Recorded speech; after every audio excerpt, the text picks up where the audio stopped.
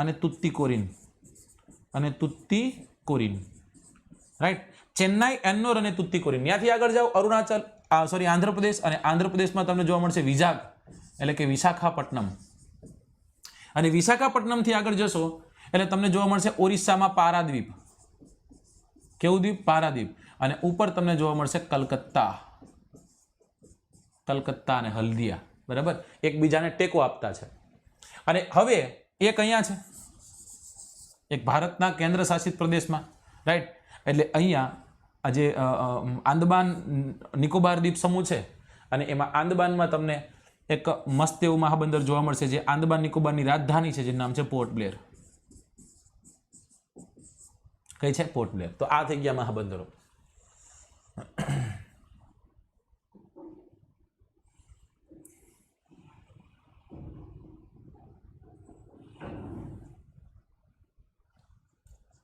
ચલો ડન.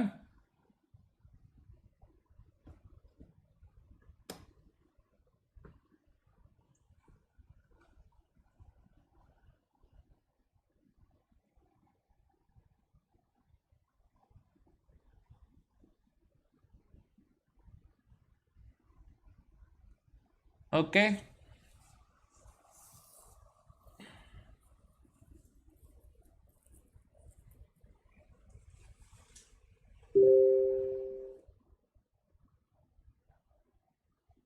જવાહરલાલ નહેરુ પોર્ટ ડાવા સેવા, આનું નામ છે જવાહરલાલ નહેરુ પોર્ટ. બીજા નામ હોય જે રીતના તમે નાના હોય તમને ટીન્યો કહેતા હોય, આમાં ઘણા ચક્કુ કહેતા હોય છે નાની છે ત્યારે, હે મોટો ચોટલો નાનકડી પોની લઈ દીધી હોય ચક્કુ કહેતા હોય, તો એવી રીતના આનું નામ પણ નામકરણ કરેલું છે. ઓકે ફઈ ભાઈ વાત પાડી દીધું નામ, રાઈટ. તો પર્યટનો સાહેબ, પર્યટન માટે પણ આ બેસીન બહુ મહત્વની છે. અહીંયા ઘણા બધા પર્યટન સ્થળો આવેલા છે. પર્યટન સ્થળોમાં વહતાજ યમુના નદીના કિનારે આગ્રા, અને એ આગ્રામાં યમુના નદીના કાંઠે તાજમહેલ આવેલો છે. લોકો તાજમહેલની મુલાકાતે જાય છે, લોકો પ્રયાગરાજની મુલાકાતે જાય છે, રાઈટ. તો પ્રયાગરાજ છે, પ્રયાગરાજ, આ પ્રયાગરાજની મુલાકાતે શું કામ જાય છે? પ્રયાગરાજની મુલાકાત એટલા માટે જાય સાહેબ, ત્યાં ત્રિવેણી સંગમ આવેલો છે. ત્યાં 3 નદીઓ મોટી ભેગી થાય છે. અને કઈ છે? એક છે ગંગા, એક છે યમુના, અને એક છે સરસ્વતી. કઈ કઈ નદી? ગંગા, યમુના અને સરસ્વતી નદીનો સંગમ હોવાના કારણે લોકો અહીંયા જાય છે. બરાબર. પણ તાજમહેલ જે છે એ તાજમહેલ જાણીતો છે.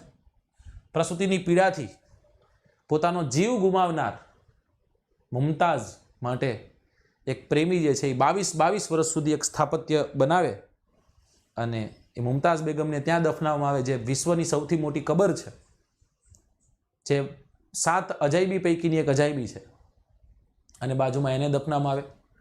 તાજમહેલની સામે એક્ઝેક્ટ એનો દીકરો એને કેદ પણ કરી લે, ઔરંગઝેબ, રાઈટ. તો યમુના છે. ઉત્તર પ્રદેશમાં, બિહારમાં કદાચ તમે ફરવા જાઓ તો બિહારમાં બૌદ્ધ સ્તૂપ તો આવેલા છે. બિહારમાં કદાચ ફરવા જાઓ તો બિહારમાં શું આવેલા છે? બિહારમાં બૌદ્ધ સ્તૂપ તો આવેલા છે. નંદનગઢ બારિયાનો સ્તૂપ છે, એ બહુ મોટો એનો એક જાણીતો સ્તૂપ છે. બૌદ્ધ ગુફાઓ બિહારમાં ઘણી બધી છે. વિહારો સૌથી વધુ ત્યાં આપણને જોવા મળતા, ચૈત્ય જોકે છે સાહેબ. એટ્રેક્શન, પર્યટન એટ્રેક્શન માટે ઘણા બધા નેશનલ પાર્ક પણ જાણીતા છે. બરાબર સાહેબ, આ તો જેટલું લખો એટલું ઓછું છે. નેશનલ પાર્કમાં કાજીરંગા નેશનલ પાર્ક છે, માનસ વન્યજીવ અભયારણ્ય છે.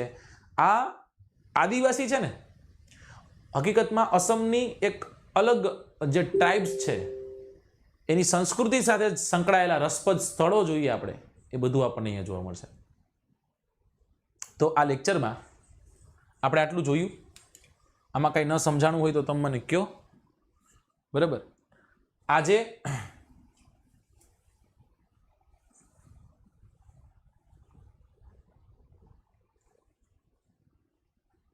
ઓકે, આજે આપણે ક્યારે ભેગા થવાના છીએ?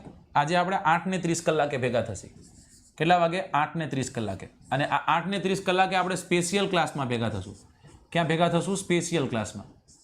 અને એ સ્પેશિયલ ક્લાસમાં આપણે શું કરવાના છીએ? હવન કરેંગે, હવન કરેંગે, હવન કરેંગે. શું કરીશું? અહીંયા આપણે સાંસ્કૃતિક વારસો ભણીશું, ગુજરાતનો વારસો. જે છોકરાઓ નવા છે કે સાહેબ અમને ખબર નથી, એ લોકોએ શું કરવાનું છે? અનએકેડમી એપ્લિકેશનને ડાઉનલોડ કરવાની છે. જીપીએસસી ગોલને તમારે સિલેક્ટ કરવાનો છે. અભિજીતસિંહ ઝાલા ABHIJEETSINH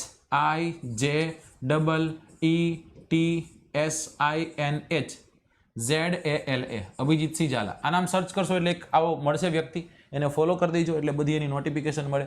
અને ટેલિગ્રામમાં જોડાવા માટે અભિજીતસિંહ પાછળ GEO લખી નાખજો એટલે ટેલિગ્રામમાં જોડાઈ જશો. જે છોકરાઓ પ્લસના છોકરાઓ છે, જે લિંક પિન કરી છે એ લિંકને ક્લિક કરો અને અત્યારે તે આપણા પ્લસના સેશનને એનરોલ કરી દો.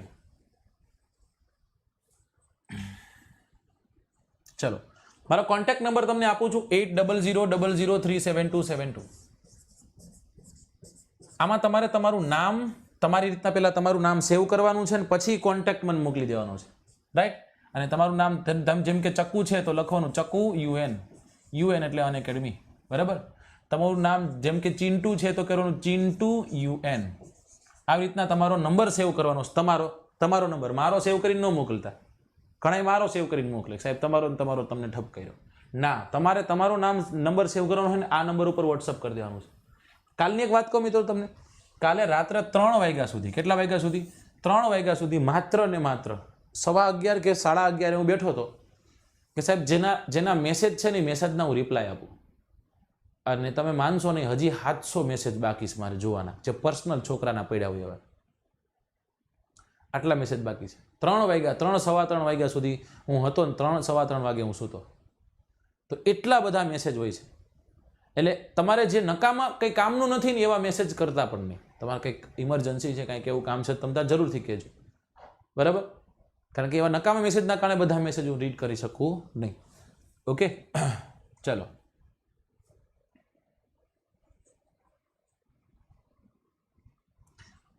મેં રીતેશભાઈ કે મને પણ આપ્યો હતો. યશપાલભાઈ કે હા 1 વાગે મેસેજ આવ્યો હતો. હા,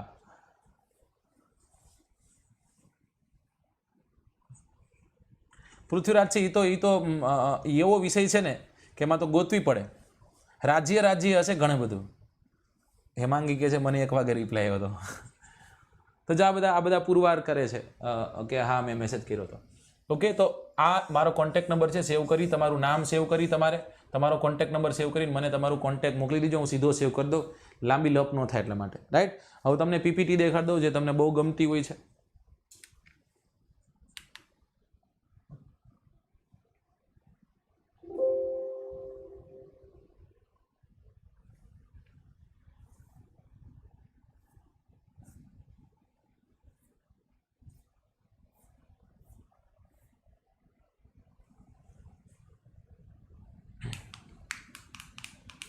ગંગા અને બ્રહ્મપુત્રા બેસિનમાં જીવન, લોકોનું જીવન શું છે?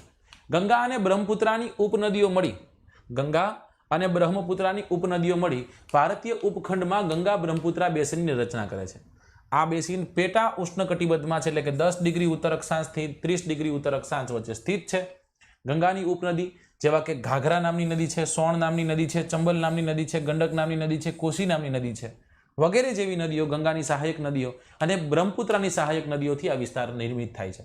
ગંગા અને બ્રહ્મપુત્રાના મેદાનોમાં વિસ્તારમાં મેદાન, પર્વત, હિમાલયના ગિરિપદો અને સુંદરવનના ડેલ્ટાનો સમાવેશ થાય છે.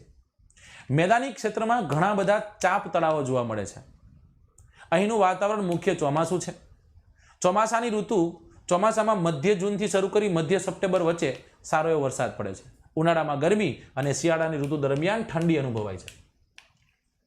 આ વિસ્તાર છે આખો, જે મેં તમને વિસ્તાર જે બતાવ્યો છે એ મેપ સ્વરૂપે છે. ઓકે, ત્યાંથી આગળ જઈએ કે બેસિન ક્ષેત્રમાં વિવિધ પ્રકારની સ્થળાકૃતિઓ છે. વસ્તી વિતરણમાં પર્યાવરણ જે છે પર્યાવરણની મુખ્ય ભૂમિકા હોય છે. તીવ્ર ઢોળાવોવાળા પર્વતીય વિસ્તારોમાં વસવાટ માટે પ્રતિકૂળ વિસ્તાર છે. તેથી ગંગા અને બ્રહ્મપુત્રાના પર્વતીય વિસ્તારમાં લોકો વસે છે. મેદાનો માનવ સ્થળાંતર માટે અનુકૂલિત છે અને તેથી જ અહીં વસ્તી ઘનત્વ સારું છે, અથવા તો વસ્તી ઘનતા સારી છે. મુખ્ય પાકમાં ડાંગર, ઘઉં, મકાઈ, જુવાર, ચણા, બાજરી, શેરડી વગેરે થાય છે. પશ્ચિમ બંગાળ અને અસમમાં ચાના બગીચાઓ છે. ઓછા ઢોળાવવાળા પર્વતીય વિસ્તારો અને ટેકરીઓ પર સીડીદાર ખેતરો એટલે કે વેદીઓમાં ઉગાડવામાં આવે છે પાકને, રાઈટ?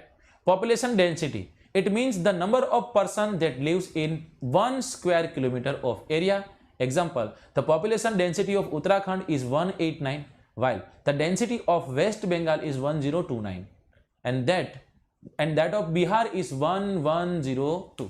Okay, બિહાર જે છે બિહારની કેટલી છે વસ્તી ગીતતા એટલે 1 ચોરસ કિલોમીટર વિસ્તારમાં રહેતા લોકોની સંખ્યા.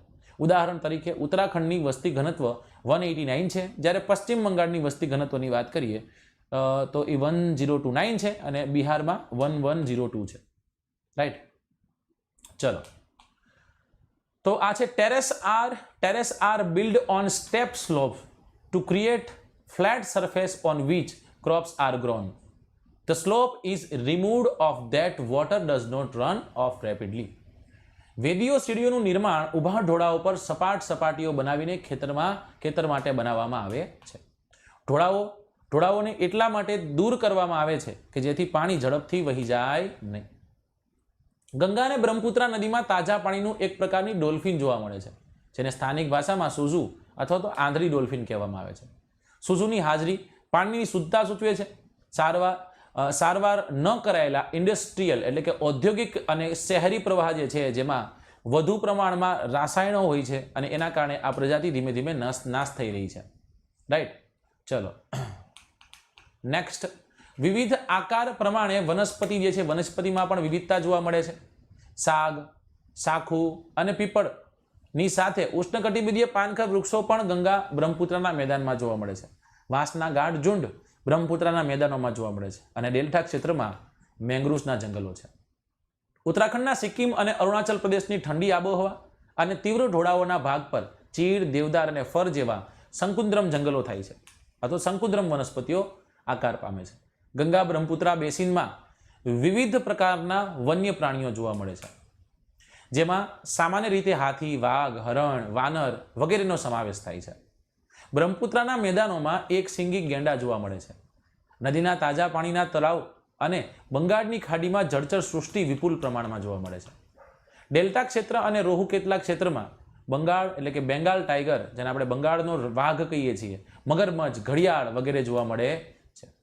હિલ્સા નામની માછલી અહીંયાની સૌથી પ્રખ્યાત માછલી છે. માછલી અને ચોખા આ વિસ્તારના રહેતા લોકોનો મુખ્ય ખોરાક છે. ગંગા બ્રહ્મપુત્રા મેદાનોમાં ઘણા મોટા શહેરો અને નગરો આવેલા છે. અલ્હાબાદ, કાનપુર, વારાણસી, લખનઉ, પટના, કોલકાતા જેવા 10 લાખથી વધુ વસ્તી ધરાવતા ગંગા નદીના કિનારે આવેલા શહેરો છે. અહીં સ્થિત આ શહેરો અને અહીંના ઉદ્યોગોનું ગંદુ પાણી નદીમાં જ વહે છે, જે નદીને પ્રદૂષિત કરે છે. બેસિનમાં પરિવહનની સારી વિકસિત સિસ્ટમ ઉપલબ્ધ છે. નદીના કાંઠાના વિસ્તારોમાં જળમાર્ગો પરિવહનનું એક અસરકારક માધ્યમ છે. કોલકાતા અને હુગલી નદી પર સ્થિત એક મહત્વપૂર્ણ બંદર છે. કોલકાતા એ હુગલી નદી પર સ્થિત એક મહત્વનું બંદર છે. કેટલાક મોટા એરપોર્ટ પણ આ મેદાની વિસ્તારમાં જોવા મળે છે. પર્યટન એ આ બેસિનની એક મહત્વપૂર્ણ પ્રવૃત્તિ છે. આગ્રા યમુના નદીના કાંઠે સ્થિત તાજમહેલ, પ્રયાગરાજમાં યમુના નદીનો સંગમ, ઉત્તર પ્રદેશ અને બિહારમાં બૌદ્ધ સ્તૂપો, આસામના કાજીરંગા અને માનસના વન્ય અભયારણ્યો અને આસામની અલગ અલગ આદિવાસીની સંસ્કૃતિ, ઘણા રસપ્રદ સ્થળો અહીંયાની મુખ્ય ઓળખ છે. જ્યારે આપણે નવા ચેપ્ટરમાં મળીશું, and the last chapter will be સમશીતોષ્ણકટિબંધીય ઘાસના મેદાનો. આ ઓછામાં ઓછો 2 કલાકનો લેક્ચર થશે. It will take more than 2 hours. 2 કલાક કરતાં વધુ સમય લેશે આ એક લેક્ચર. પણ વિશ્વના તમામ જે ગ્રાસલેન્ડ્સ છે એને આપણે સારી રીતના ભણશું. માત્ર ક્યાં આવેલા છે નહીં, શું કામ આવેલા છે, આજુબાજુનો બધું જ ભૌગોલિક વિસ્તારોની આપણે વાતો કરીશું.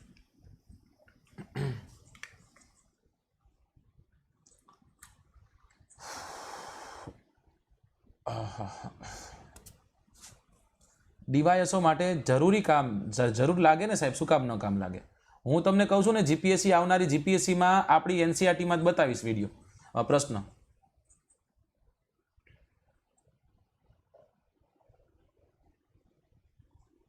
ઓકે, ચલો ગાઈઝ, યાદ રાખજો આજનો ટાઈમિંગ